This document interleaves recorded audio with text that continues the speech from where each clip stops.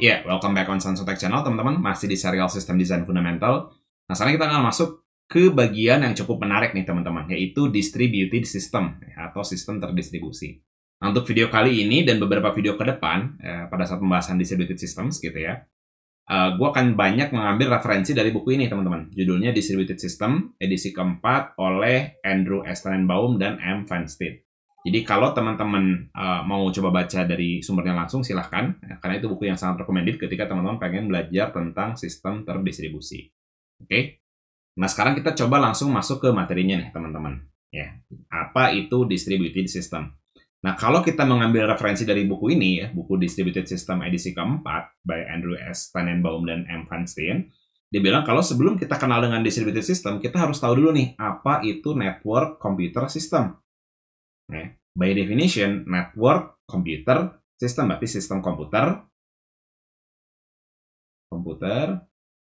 yang network, yang terhubung. Ya, terhubung dengan apa? Ya, bisa komputer dengan komputer dengan smartphone misalkan, atau intinya komputer dengan device yang lain. Terhubung menggunakan apa? Ada banyak ya, ada LAN, ya, ada WAN, dan lain-lain. Ada banyak sekali cara menghubungkan antar satu device dengan device yang lain. Oke, nah dari bukunya juga ya, dia bilang kalau kenapa sih kita memerlukan network computer system? Kenapa sih kita perlu sistem komputer yang saling terhubung? Kenapa sih kita perlu itu? Nah, ada dua paradigma untuk melihatnya, teman-teman. Yang pertama ada integrative view, gitu ya, kemampuan dia antar komputer diintegrasi, gitu, dan expansive view. Gue bilang apa ya? Kemampuan dia untuk berekspansi atau scaling, gitu ya, kemampuan si komputer sendiri untuk bisa scaling dari aplikasi yang jalan di atas komputer tersebut, gitu, paham ya? Jadi kalau teman-teman familiar dengan horizontal scaling misalkan, nah ini adalah paradigma kita melihat kenapa sih kita perlu network computer system. Gitu. Jadi kita pengen komputer kita atau sistem kita bisa scale, gitu, bisa kemampuannya semakin bagus, gitu. In terms of apa kemampuan? Bisa jadi performa, latensi, atau storage yang lebih besar misalkan, gitu. Jadi ada banyak. Oke, jadi gue bilang integrative view adalah kemampuan dia diintegrasi. Contoh, misalkan lo punya server nih, lo punya server A misalkan. Oke, ada server A, lo deploy satu service di sini. Service atau aplikasi deh boleh, misalkan service satu atau aplikasi satu. Oke, nah cara pandang si integrative view ini, kenapa sih kita perlu network computer system? Karena at some point teman-teman pasti akan menginginkan integrasi antara aplikasi ini dengan aplikasi yang lain. Contoh, dengan aplikasi pembayaran di bank misalkan. Oke, misalkan ini bank. Dia punya server terpisah kan dari servernya teman-teman kan. Ini server si bank. Jadi dia punya service atau app payment. Ya. Kita memerlukan network computer system. Kenapa? Karena kita pengen integrasi. Nah, integrative view. Kita pengen integrasi dari aplikasi satu ini, aplikasi lo, gitu, yang namanya aplikasi satu, pengen integrasi dengan service payment di server bank. Makanya kita perlu network di sini. Kita perlu terhubung antara server ini, dalam kasus ini server, gitu ya. Server ini, server A dengan server bank. Kita harus terhubung. Oke, yang kedua, expansive view. Kalau misalkan ya, lo punya satu user, dua user, gitu, yang request ke server A ini gitu dengan service yang sama, oke, nggak masalah gitu ya. Tapi sampai nanti 2.000 user, 3.000 user, 5.000 user gitu ya melakukan request yang sama ke service dengan capability, dengan spesifikasi server yang masih sama, jumlah server yang masih sama gitu, cuma satu di sini. At some point dia akan jadi bottleneck ya performance-nya gitu. Oke, karena resource-nya terbatas. Nah, kemampuan ekspansi atau paradigma expansive view adalah melihat, oke, kayaknya kita perlu nih komputer baru. Nah, dalam ini misalkan server B misalkan ya, yang siap ngehandle dengan aplikasi yang sama gitu ya, yang siap ngehandle traffic yang baru gitu. Nah, paham ya? Tadi gue bilang horizontal scaling tadi gitu. Jadi dia bisa menduplikasi dirinya gitu ya. Tapi mereka at some point mereka tetap satu aplikasi yang sama gitu ya. Nah, mereka perlu terhubung nih gitu. Ya, untuk bisa berkomunikasi satu sama lainnya juga gitu. Paham ya? Tuh biasanya di sini ada load balancer dulu ya kan. Kalau misalkan lo familiar sama load balancer ya. Nah, load balancer dulu ini terhubung ke sini gitu ya. Nah, Makanya kita perlu saling terhubung nih, network computer system antara komputer 1 ke load balancer, komputer 2 ke load balancer gitu. Jadi mereka saling terhubung. Oke, jadi itu alasan gitu ya, kenapa kita memerlukan network computer system dengan dua paradigma ini ya. Pertama, kita perlu integrasi, yang kedua kita perlu ekspansi. By the way, yang integrasi juga adalah gini, contoh paling gampangnya adalah kalau misalkan lo punya server gitu ya, lo punya, ya udah nggak apa-apa, server ya, terus lo deploy app di sini, terus lo punya user, gitu ya, user lo kan nggak mungkin pakai app lo dari server lo langsung kan, ya, biasanya ini berupa API ya kan, ya, biasanya kan ini si orang itu pakai laptop sendiri, di mana laptopnya ada browser gitu ya, nah biasanya orang-orang front end ngoding di kliennya gitu ya, client side-nya gitu, dia akan nge-request ke backend-nya, ke API, dia akan return data gitu, terus dia akan render di laptopnya. Karena ini pun kita bisa lihat sisi dari integrative view tadi gitu ya. Kenapa sih kita perlu network? Nah, kenapa sih kita perlu internet? Ya karena ini kita pengen gitu ya, kita bisa nyimpen data ke server kita, terus kita bisa narik data dari servernya si perusahaan tentunya gitu ya, ke laptop kita atau ke device kita, ke mobile apps kita. Ya, jadi kita nggak perlu datang ke server terus kita ngakses sendiri gitu, ribet ya. Jadi kita punya device kliennya sendiri, terus kita request data ke server company akan ngasih. Nah, itulah alasan kenapa kita harus punya network computer system. Nah, sekarang barulah kita masuk ke definisinya nih, teman-teman. Oke, kita udah kenal dengan network computer system, baru kita masuk ke definisi apa itu distributed system. Sekalian ya, kalau di bukunya gitu ya, kalau di bukunya itu sekalian ngejelasin apa sih perbedaan antara decentralized system dengan distributed system. Jadi kita baca satu-satu ya. A decentralized system is a network computer system in which processes and resources are necessarily spread across multiple computers. Jadi kata kuncinya adalah necessarily. Ya, wajib dilakukan spread across multiple computers. Itu yang disebut sebagai decentralized system. Tapi kalau distributed system is a network computer system in which processes and resources are sufficiently spread across multiple computers. Nah, ini kalau di sini sufficiently, at least ada gitu ya, cukup gitu ya kalau dibilang. Nah, supaya kita satu paham gitu ya, apa sih perbedaan antara necessary dengan sufficiently gitu ya. Gue udah coba buatkan skema logika matematikanya gitu ya, supaya teman-teman makin ngerti nih apa sih perbedaan antara necessary dengan sufficiently. Apa sih perbedaan antara decentralized system dengan distributed system. Nah, disinilah pentingnya belajar logika matematika gitu ya sebelum masuk atau jump in ke software engineering. Nah, di sini kepake banget nih teman-teman untuk menentukan apakah pernyataan ini tuh benar atau enggak. Oke. Nah, pernyataan processes and resources are spread across multiple computers gue jadiin P ya, variable P. Terus it is a decentralized system gue jadiin D, it is a distributed system gue jadiin S. Oke. Nah, pernyataan yang ini ya, yang pernyataan yang atas ini ya, decentralized system bla bla bla sampai across multiple computers, itu bisa kita simbolkan menjadi jika D, maka P. Oke, ini adalah simbol matematika untuk necessary. Necessary. Jadi sedangkan untuk sufficient itu adalah jika P, maka S. Nah, ini kebalik ya.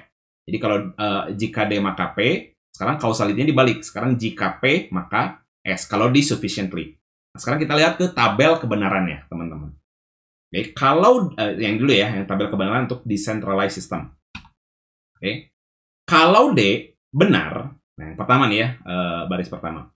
Kalau D itu benar, maksudnya gimana? Kalau dia disebut sebagai decentralized system, kalau P-nya benar.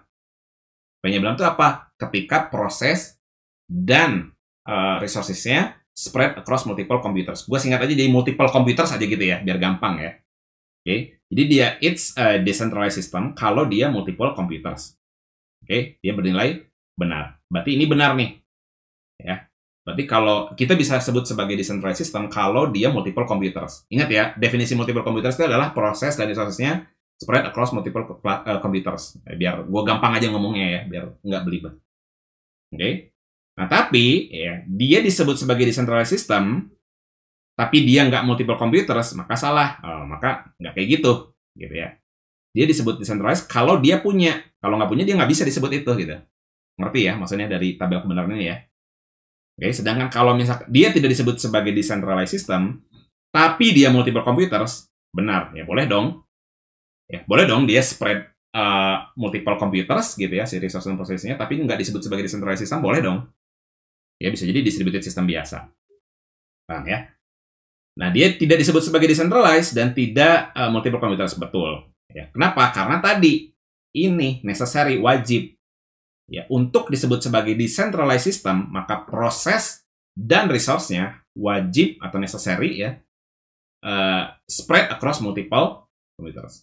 Jadi hanya berlaku di baris satu aja. Kalau teman-teman bingung, silahkan diulangi lagi gitu ya penjelasan mengenai tabel kebenaran. Kalau teman-teman masih nggak ngerti tentang tabel kebenaran, silahkan cek video gue tentang logika matematika ya sebelah sini. Silahkan cek dulu. Oke? Nah, sekarang kita akan masuk ke distributed system nih. Nah, ini berbeda ya. Kalau tadi jika D maka P, kalau sekarang jika P maka S. Ya, karena dia sufficiently. Oke? Nah, baca dari sini nih. P-nya true, berarti dia punya multiple computers. Ya. Dan ternyata distributed system, true. Boleh, ya betul. Ya, karena sufficiently gitu ya. Ya, kalaupun ada part di mana dia melakukan something itu spread across multiple cluster, nggak masalah gitu ya. Jadi bukan as a whole prosesnya dia lakukan harus di multiple computers gitu ya. Intinya ada bagian di mana dia ngeproses resource-nya itu multiple computers, ada bagian itu gitu ya, sudah bisa cukup dikatakan sebagai distributed system. Ngerti ya maksudnya ya? Jadi itu pengertian dari sufficiently. Sedangkan ini gitu ya, ketika dia punya multiple computers, tapi dia tidak disebut sebagai distributed system, salah. Gitu ya. Kenapa salah? Karena tadi ketika ada satu bagian gitu ya, atau bahkan semuanya gitu ya, atau bahkan semua bagian, semua proses dan semua resource-nya itu diproses di multiple computers, itu udah harus dikatakan distributed system gitu. Ingat ya, even kalaupun hanya part of sistemnya aja yang ternyata dilakukan di multiple computers, itu disebut sebagai distributed system tetap gitu. Paham ya? Nah, yang menarik ini teman-teman, dia tidak dia tidak multiple computers, tapi dia disebut sebagai distributed system. Boleh menurut tabel ini boleh. Kenapa? Ya karena gampangnya gini ya, biar gampang ya, jika hujan maka jalanan basah. Ya, ternyata basah. Ya, ternyata jalanan basah. Apakah udah pasti karena hujan? Belum tentu. Ngerti ya maksudnya ya? Bisa jadi ada orang nyiram jalan gitu dan sebagainya. Oke. Jadi untuk disebut sebagai distributed system gitu ya, untuk disebut sebagai distributed system, parameternya tuh nggak hanya cuman ini aja, nggak cuman hanya spread across multiple computers tadi gitu ya. Ada parameter lain sehingga dia bisa dikatakan sebagai distributed system. Tapi kalau dia ada gitu ya, kalau dia memang memproses resource-nya itu multiple computers, dia udah bisa dikatakan sebagai distributed system. Paham ya? Sedangkan yang paling terakhir udah pasti ya gampang lah ya ngelogiknya gitu ya. Dia tidak multi computers, dia tidak distributed system, ya betul. Gitu ya. Jadi perbedaan tadi ya, kesimpulannya ya, perbedaan antara necessary dengan sufficient tadi di decentralized system, kita bisa bilang dia decentralized system kalau dia as a whole prosesnya gitu ya, wajib dilakukan di multiple computers. Kalau distributed system enggak, gitu ya. Asalkan ada part of dia ngeproses atau kemampuan dia bisa diproses multiple computers, dia bisa disebut sebagai distributed system. Oke, biar teman-teman makin paham, kita ke contohnya nih teman-teman. Apa contoh dari decentralized system? Tadi gue udah bilang ya, udah bilang belum ya? Gue lupa ya. Intinya adalah, contohnya adalah ini, distributed ledger atau blockchain teman-teman. Seingat gue, correct me if I'm wrong ya teman-teman yang dari blockchain developer gitu ya. Seingat gue, ketika melakukan transaksi di blockchain, ya, yang harus involved di satu transaksi ini adalah multi komputer. Karena dia perlu memverifikasi apakah transaksinya valid atau enggak. Oke. Alhasil gitu ya, dia dikatakan valid, prosesnya dikatakan valid kalau misalkan multi komputer ini sudah memproses dengan ya baik gitu ya, dengan selesai gitu. Paham ya? Jadi dia wajib dilakukan gitu ya, si proses dan seterusnya dilakukan di multi komputer, wajib, termasuk si federated machine learning. Oke, jadi memproses datanya di mana, memproses modelingnya di mana, tapi mereka adalah dalam satu kesatuan sistem yang sama gitu ya. Dia dikatakan sebagai decentralized system. Oke. Nah, sekarang contoh dari distributed system apa? Contohnya adalah kalau di bukunya ya, di buku distributed system edisi keempat itu, dia bilang contohnya adalah Gmail, teman-teman. Ya. Kenapa Gmail? Ya, sebenarnya Gmail itu kan punya satu single server ya, misalkan ya. Nih bisa aja kita deploy mail server kita dalam satu server gitu ya, si Google nih ya. Gmail. Apakah server ini jalan gitu? Ya, tetap jalan. Ya, tetap bisa nerima email, ya tetap bisa baca email, ya kan? Baca, di sini kirim. Ya, dia baca, ada yang kirim terus dia baca. Bisa. Tapi dengan load, kalau di bukunya gitu ya, dengan load 10.000 mail per second, apakah cukup hanya satu node aja? Apakah cukup satu server mail server aja untuk si Gmail ini? Kan enggak. Ya, makanya kita perlu scaling gitu ya. Kita perlu some kind of networking gitu ya, menduplikasi si mail server ini. Nah, ya sehingga load yang 10.000 mail per second ini jadi bisa gitu. Ya, jadi achievable gitu ya. Orang bisa kirim email, bisa baca email dengan ya reliable gitu ya, ngirim nggak lama, baca juga diterima juga nggak lama gitu ya. Paham ya maksudnya ya? Jadi satu single mail server pun sebenarnya jalan si aplikasinya gitu ya. Tapi ketika kita tapi dia punya kemampuan untuk distribute processingnya gitu ya. Nah, maka cukup dikatakan sebagai distributed system. Atau contoh lainnya adalah CDN. Gitu ya. Atau contoh paling gampangnya adalah microservice sebetulnya. Ya. Kalau teman-teman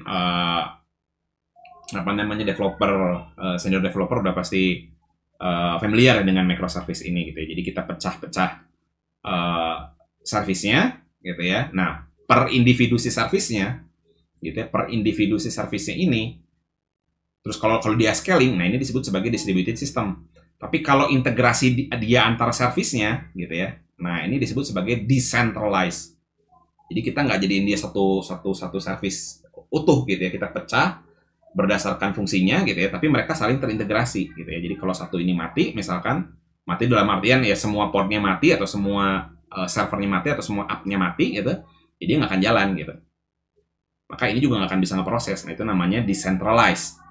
Sedangkan satu service dengan service lain, satu service yang sama ketika diduplikasi gitu ya, terhubung dengan load balancer dan segala macam, nah itu adalah distributed system.